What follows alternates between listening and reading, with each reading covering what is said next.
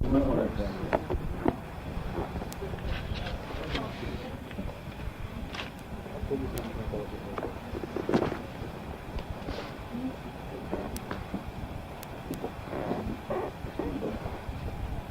لله وأشهد أن لا إله إلا الله وحده لا شريك له.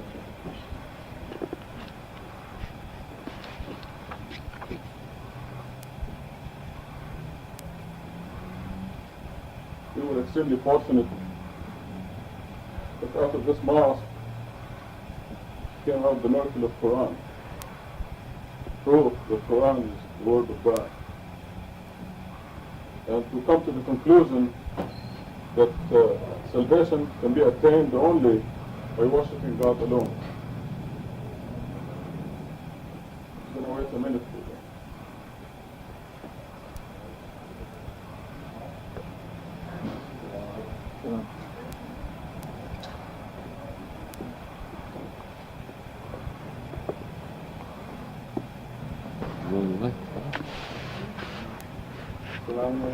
We're working for you, Mahtashan.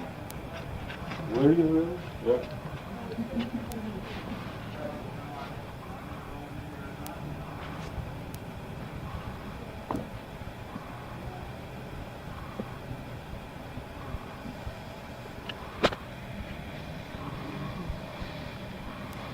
We came to the conclusion after that miracle that we must be absolutely, positively worshiping God alone, and we must realize that only God possesses the power to benefit you or harm you, that only He is worthy of worship, that everyone else in the past generations is dead, helpless, powerless. Whether it is Muhammad or Jesus or Mary, they are dead, they are useless, they are powerless, they are helpless, and this is what the Quran says. We came to that conclusion. And we've had some strange opposition.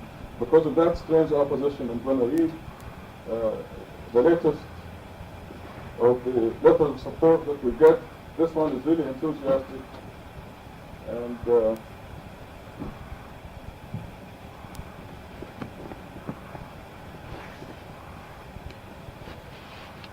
I look forward to meeting you and Brother Rashad, whose discovery is, in my humble opinion, the most important event in the history of Islam in the last 1,000 years. So we do need this support once in a while. However, I'm surprised because it's not supposed to be appreciated until about 3 or 4 generations from now. The present generation, usually, contemporary generations, usually do not appreciate great discoveries. But I don't claim any part of it. It is God's will to bring it to the world at this time.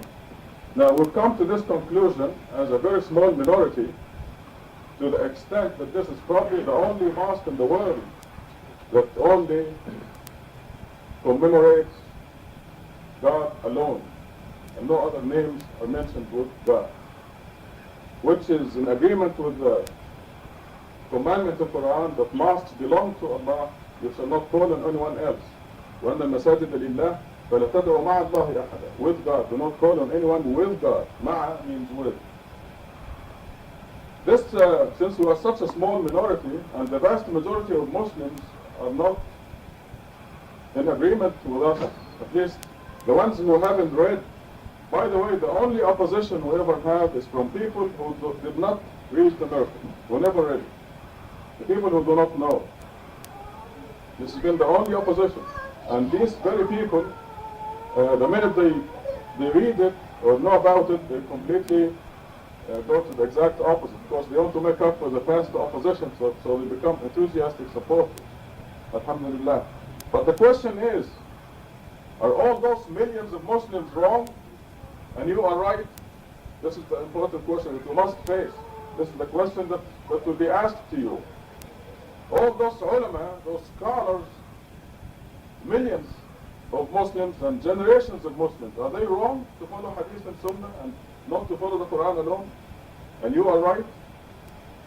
This is the question I want to address in this book. And there's an equally important question. Those millions upon millions of Christians and Christian scholars, are they all wrong? when they say Jesus Son of God, or Jesus is God, or Jesus part of a Trinity. You are right, and all those millions of Christians and millions of generations of Christians, are they all wrong?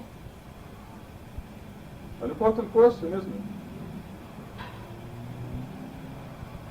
And before I go any further, I want to tell you one thing. If you worship God alone, you can never be wrong. This is the whole purpose of life. On the other side, we can say they may be right. Maybe they are right, okay, but this is a maybe. And to find out if it's a maybe right or maybe wrong, you have to wait for the hereafter to find out. Now, if you're willing to take that chance, I am not. So the question we want to deal with now is, are those millions upon millions of Muslims wrong and you are right? Are those millions upon millions of Christians wrong and you are right? Let us look at the Quran. We're going to open first Surah 7, verse 18.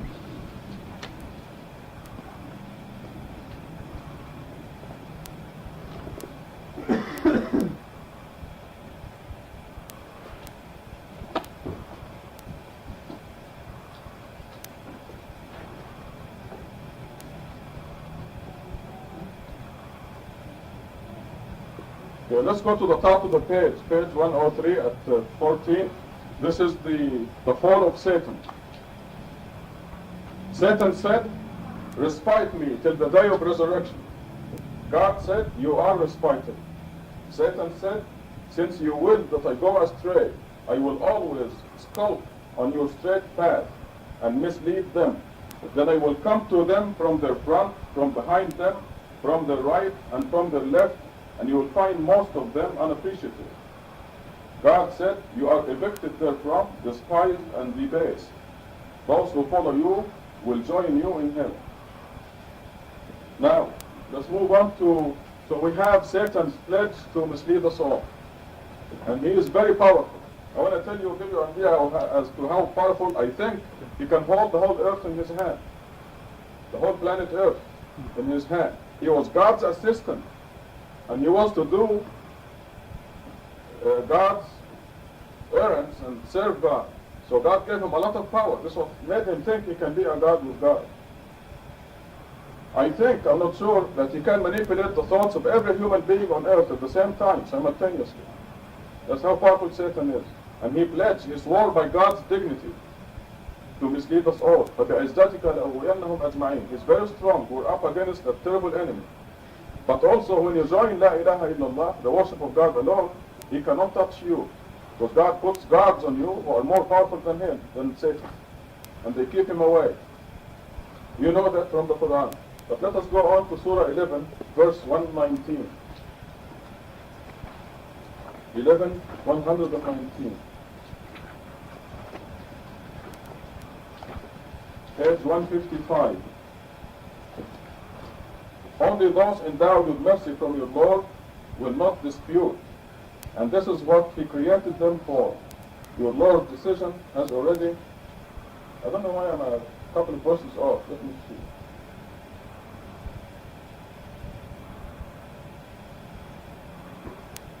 Just go back to 116 and then see if we find what after here. If only the previous generations had some intelligent people who enjoined them from corruption, they would have been saved. But we saved a few of them, while the rest pursued their material things and became sinners.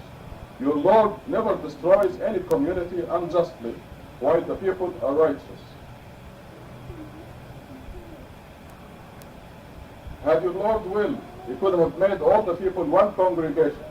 He could have been all believers.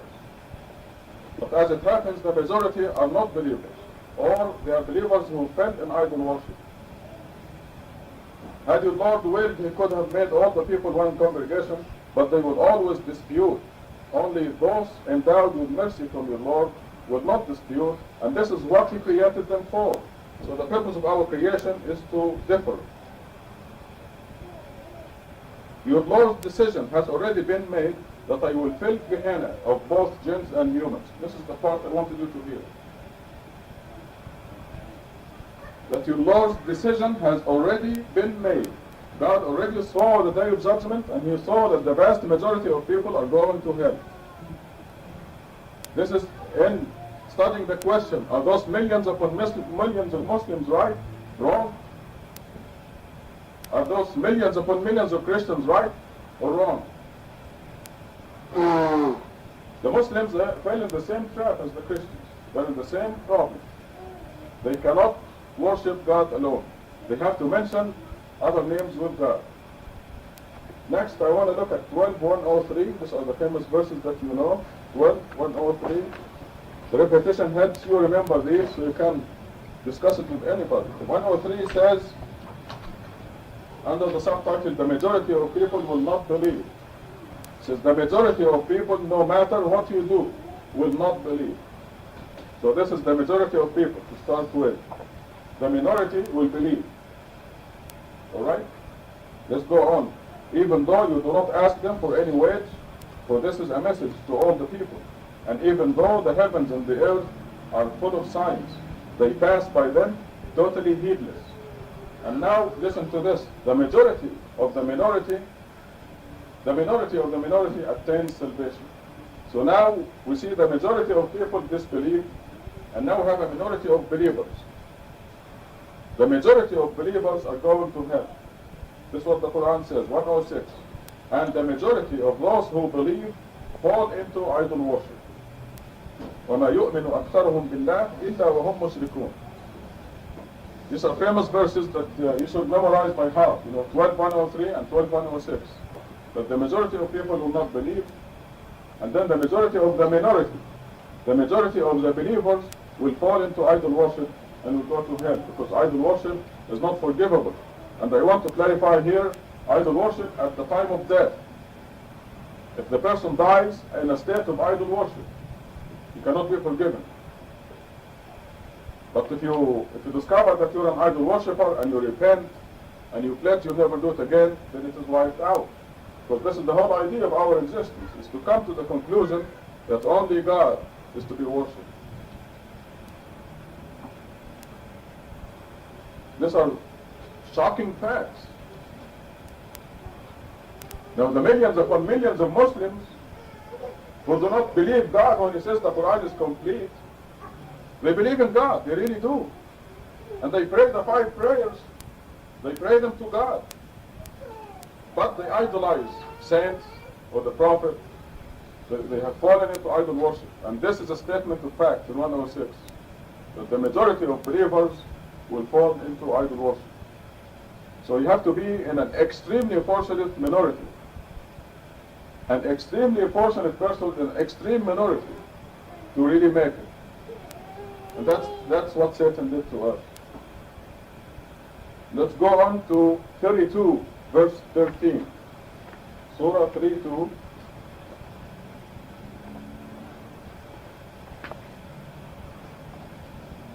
Verse 13, 1-3. That's the bottom of page 283. Had we willed, we could have given guidance to everyone, but it is already predetermined that I fill hell with jinns and humans all together. Another statement of fact. It is already predetermined. God already saw the day of judgment, and God saw already that the majority of people flunk as disbelievers, and the majority of believers flunk as idol worshippers.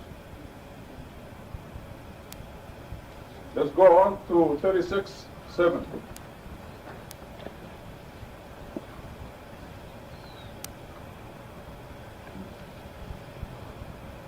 Page 300, it says, it is already predetermined that the majority of people will not believe. And we go on to 38:85. 38:85. That's page 313. I will fill hell with you and all those who follow you. Let me go back to 78.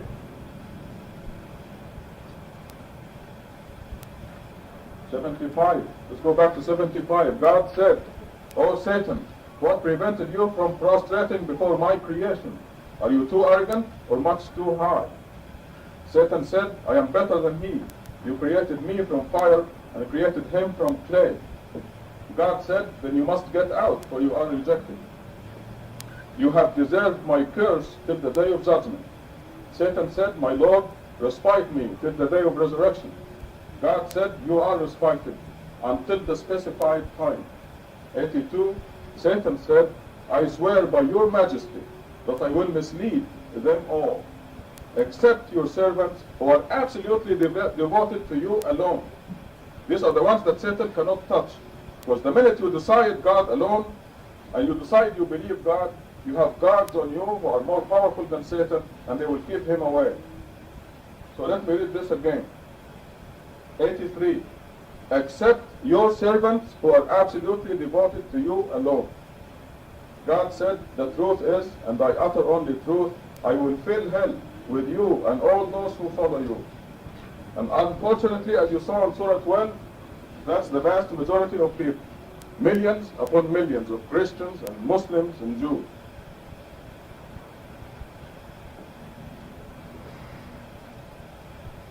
So you see in the Quran that it is a statement of fact. So when you think in your mind, when I tell you those millions upon millions of Christians, are they wrong and you are right? God tells you, yes, they are wrong. If they idolize Jesus, they are wrong. If they idolize anyone or any saint or anything, they are wrong. And if they die in this state, they'll go straight to hell. And this is what we saw, those verses that we just looked at.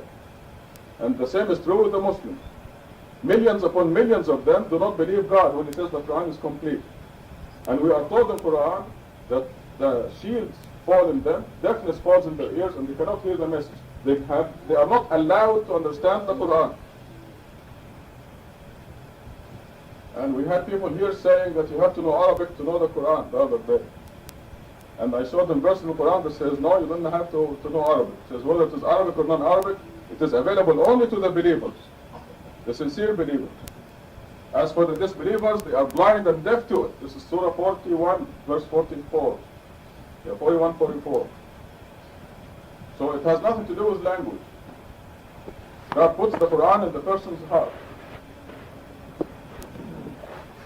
Now, those millions upon millions of Christians and millions upon millions of Muslims, is God unjust? Why are they all going to hell? Why is God saying it is already predetermined I will fill hell from all of them? We know God is gracious and merciful. God calls Himself Arham al-Rahimin, the most merciful of all the merciful ones. God is the most merciful. So why is all these people going to hell? Is He unjust? God says in the Quran that He does not inflict an atom's worth of injustice. You see, this is the people's choice. In fact, they insist on it. God puts fences between them and hell, and they go jump the fence. They insist on climbing the fence. God puts barbed wire on top of the fence, and those things makes it impossible for the human being to go to hell, and they insist, and they go, they scratch themselves and go up the fence to jump in hell.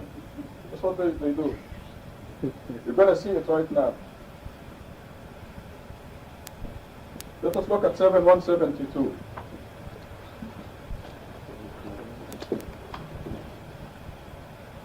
It's the choice that the people insist on. 7:172. That's page 116. Knowledge of God, our natural instinct. Record that your Lord gathered all the descendants of Adam before creation and had them bear witness on themselves, saying, Alastu bi Rabbikum, am I not your Lord? They said, yes, indeed, we bear witness. Therefore, you cannot say on the day of resurrection, we never knew about this. Nor can you say, it was our parents who set up idols and we followed in their footsteps. You know, this is what they taught us. This is what my parents taught me. This is why they teach us this, but that is not an acceptable excuse. So God put an instinct in us to worship Him alone. Just like the bird. Who taught the bird to sit on the eggs until they hatch? Do the birds go to school? What makes the bird, the mother bird, and the father bird come back and feed the babies?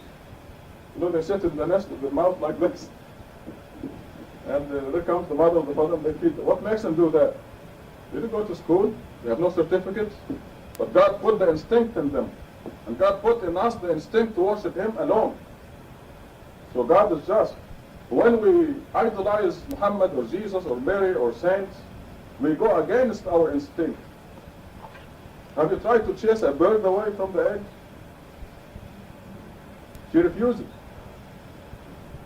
Because that's against her instinct. Her instinct is to sit on the eggs until they hatch. And you go chase it away. If you try to take the eggs, they will come and pick you, and especially if it's a big, powerful bird. So it is their instinct. And to prove it once again, let's look at 30:30. Surah 30, verse 30.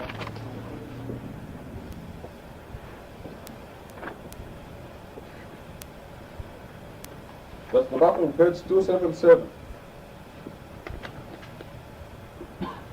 Under the subtitle Monotheism is Natural Instinct. Let's start at 28. God cites herein an example from among you. Would you share your assets with your servants to the extent that you become equal and to the extent that you respect them as they respect you now? Think of your boss at work. Is he going to give you enough responsibilities that he'll be equal to you? You equal to him? We thus explain the revelations for those who understand. Indeed, the wicked follow their own opinions without knowledge. Can anyone guide those misguided by God? No one can help them.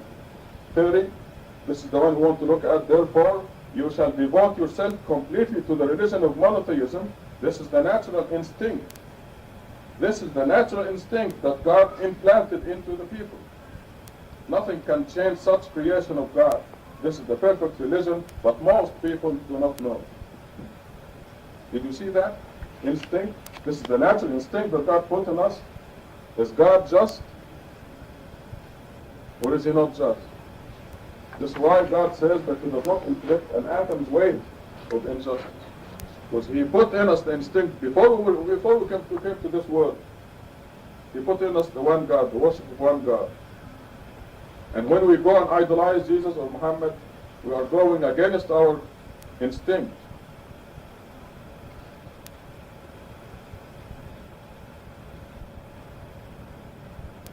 Let us look at 179.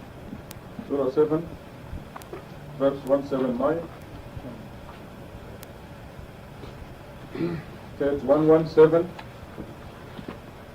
It says, we have assigned to hell multitudes of jinns and humans. This is the idea that I started the khutbah with. We have assigned to hell multitudes, millions upon millions, of jinns and humans. They are the ones who have hearts that do not understand, eyes that do not see, and ears that do not hear. They are like animals. No, they are even worse. They are unaware. So they do not think. See, what's wrong with us in this mosque? We used our brains, that's what. We thought. We did not accept what was given to us from our parents, our ulama, so-called scholars and so forth. We used our brain. And this is the commandment in Quran. In Surah 17:36, let's look at it. 17:36.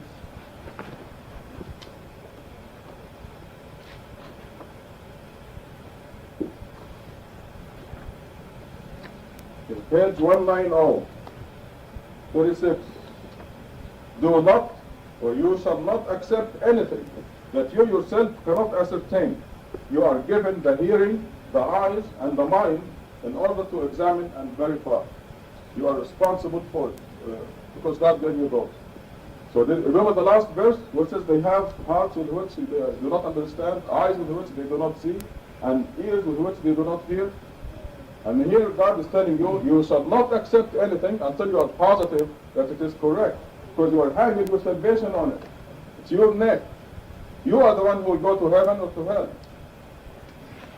So when you hear anything from anyone, you have to ascertain and make sure that it is right. Whether it is your parents, your ulama, your president, your wife, your husband, whatever it is, you must ascertain, you must be absolutely positive, because you are the one who will go to heaven or hell. It is your neck. The relations we have here, mothers, fathers, children, and all this, is just a means of reproduction here. But we are all independent individuals when we go in the hereafter. Now, just let me give you one example, okay, of using our minds. And it has to do with our particular situation here where we follow or not follow hadith or sunnah. We'll take the example of the salat prayers, the most important worship. There are millions upon millions of Muslims pray the noon and the afternoon silently. Rak'ahs number 3 and 4 are always silent in Maghrib and Isha. Okay? This is millions upon millions. If you go to Al-Hussein Mosque in Cairo and pray the noon in a loud voice, you will have 20 people conversion who are telling you you're wrong. Anywhere in the Muslim world. You go right here in Tucson to the Islamic Center and pray the noon in a loud voice, they will come and correct you. Anywhere. This is the only mosque in the world who will pray the noon in a loud voice. Or the Asr not a loud voice, but in an audible voice. Now why? There's a commandment in Quran that says, now when you ask them why do you do that, Mujahid asked them that question, and they came up with the Prophet said and the scholars said. They give you that Sunnah business and Hadith business. So now God gave us the brain, and He gave us eyes and ears, as you see in this verse, 17:36. We have to think. There's a commandment of the Quran that says, you shall not pray silently. You shall not pray too loud or silently, but seek an intermediate tone. ولا تجهر بصلاتك ولا تخافت بها وابتغ بين ذلك سبيلا. So the Quran says, لا تخافت, do not say it silently. Now we see in the Quran in several verses the Prophet says, I am afraid to disobey my Lord. I'm afraid of the retribution of a terrible day. إني أخاف إن عصيت ربي عذاب يوم عظيم. Put إني أخاف. So the Prophet himself is ordered to say, therefore, and also logically, the Prophet will not disobey God, will he? See, they are the people who claim to follow and love the Prophet. The Christians claim to follow and love Jesus. And the Muslims claim to follow and love Muhammad. But they are the first ones who ridicule him and disobey him. Will he disobey God? If this is the commandment of Quran, Surah 17, verse 110. You shall not pray silently. A commandment.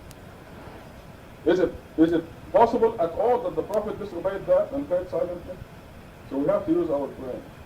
And this is why you saw in the 7172 that these people are going to hell because they have hearts or minds with which they do not understand, eyes with which they do not see, and ears with which they do not hear. It doesn't take too much thinking, using the brain, to know that it's impossible for the Prophet to disobey God. They disrespect the Prophet. I didn't intend to say this, but I'm going to say it. One of the things that they say, and they said it's a religious order, is that polygamy is limited by 4. Now, when the Prophet died, he had 9 wives. So how do you explain that? They're really on the spot when they explain that, because polygamy is not limited in Quran. There may be situations in the future where polygamy must be, every man must have 100 wives. I don't know. We don't know what the situation may be in the future, but polygamy is not limited in Quran. Anywhere in Quran. But they limit this, and they have hundreds of hadiths telling you that polygamy is limited by 4. And they forget, see, they don't use the brain.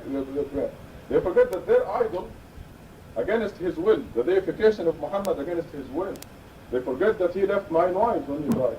How do you explain that? And then they turn around and say he knew the future. Well, somebody will tell you he married this before the commandment came, which is not true, because the verse that they abuse in Surah Women, that's 2, 3, or 4, they stop, because the verse stopped at 4, there's not a limitation. Because the verse is not going to say 2, 3, or 4, or 5, or 6, or 7, or 8, or 9, it will not go on forever. You have to stop somewhere. It did not say it is limited by 4. But when they did this, that verse came early in Medina. And the Prophet married women after that. In fact, most of them he married after that verse came down. So they have no way around it. But they are the people who insult the Prophet and disrespect him and disobey him. One more thing that I didn't intend to say, the other day they were telling Iran, you follow the hadith of the Prophet anyway. When you pray, you read Al-Fatiha, and this is hadith of the Prophet. Now, you have to be very alert here. It's true. We follow the true hadith of the Prophet. Al-Fatiha came out of Muhammad's mouth. We follow the Quran. This is the proven hadith of the Prophet, the only hadith. And the Quran says that. It says this is the only hadith. We do follow the hadith of Muhammad that came out of his mouth, the Quran. Now what they think is the hadith of the Prophet are things that are attributed to the Prophet. I'm laughing because yesterday we grabbed one of the books of hadith and we read a hadith how the sun rises between two horns of the devil, so don't pray. This is in Bukhari. So what they think is hadith, and of course we went through the series of narrations with all the funny names in it, you know, that we heard from this person, that he heard from his father, that he heard from his great uncle, that he heard from somebody that the Prophet said, he says that the Prophet said, 8 generations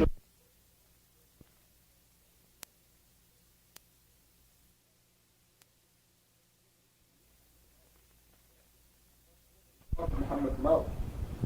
And you have to tell them, yes, we do follow the only hadith, the only acceptable hadith, which is the Quran, and nothing but the Quran. You guys are following the hadith of narrators, storytellers, who told you that Muhammad said this 8 generations ago. Tubu ila Allah, repent.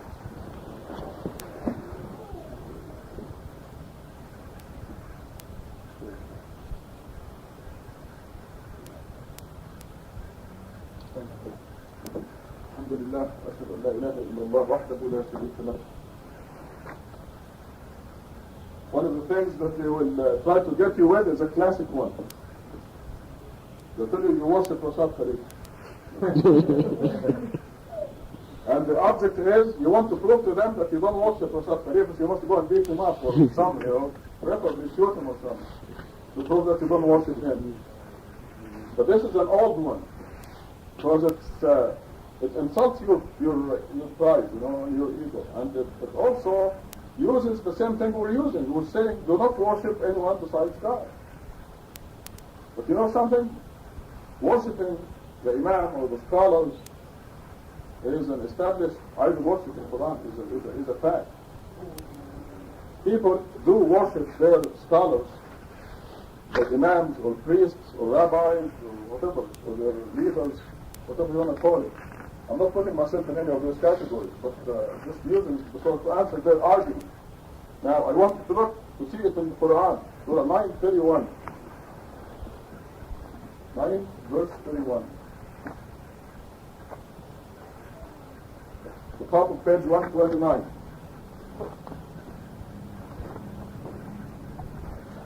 They have taken their priests and rabbis as lords besides God, as well as Christ, the Son of Mary. They were commanded not to worship but the one God. There is no God except He, much too glorious to have partners. So how do we know we did not fall in this same trap? See? One thing we do in this mosque is we face the questions, we face the issues, and we attack them, and we obliterate them. It doesn't matter what the issue is. And this is the essence of freedom. You must be free to face any question and solve it. You must never have any doubts in your heart. Now, how do we know that we didn't fall in this trap? They have taken the priests and rabbis, and I can add to this, and imams and scholars and ulama as gods besides God. This is straightforward. Does this mean they fall prostrate before the priest or rabbi or imam or scholar? So this is what it means. You see, some people think on the other side that worship means they bow and fall prostrate. But that's not it. The criterion is that we must know and we must distinguish whether we fell in that trap or not.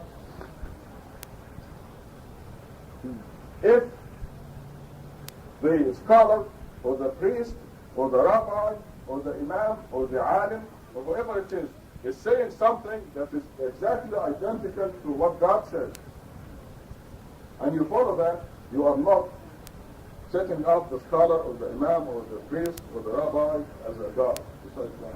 You are not worshipping the priest or the rabbi or the imam or the scholar.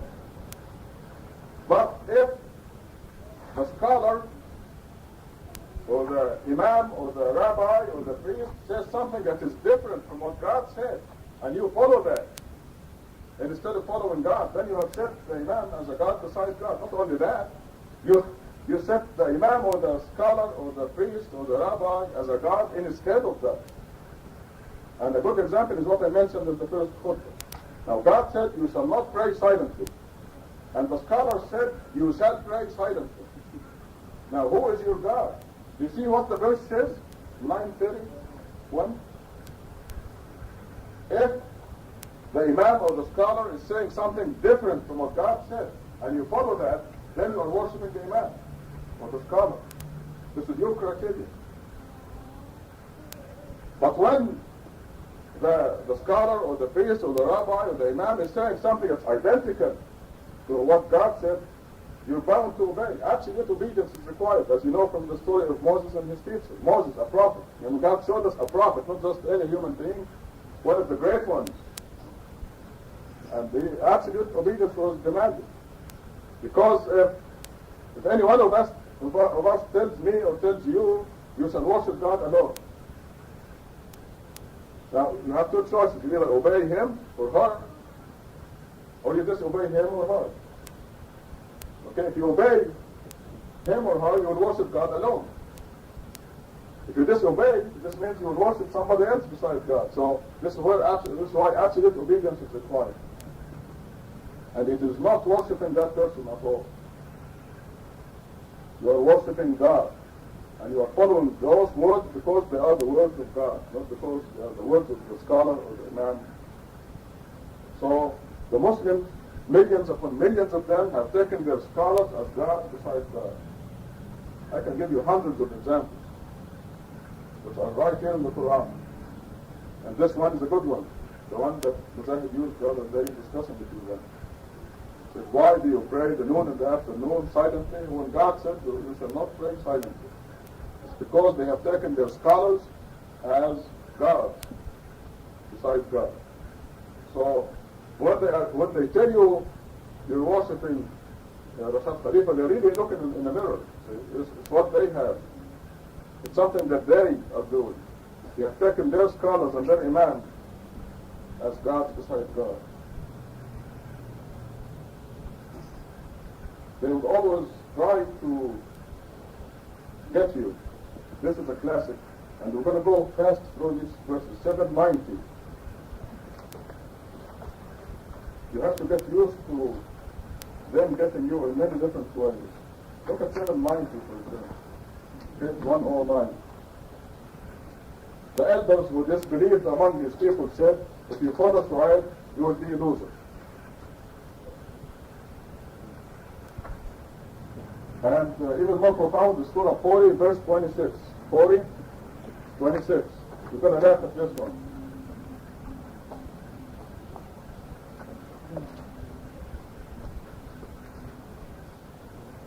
Page 323. What verse did I say? 26. Pharaoh said, let me kill Moses, and let him implore his Lord. I fear lest he alters your religion or spreads corruption on earth. This is Pharaoh speaking. He's afraid Moses would alter the religion of the Egyptians or spread corruption on earth. And they will always tell you this. They will tell you, if you worship God alone, you're going to be losers. You're going to corrupt your religion.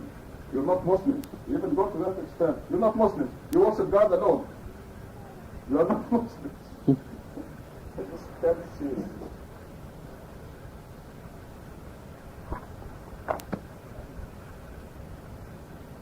They deify their prophets, Jesus and Muhammad, against their will.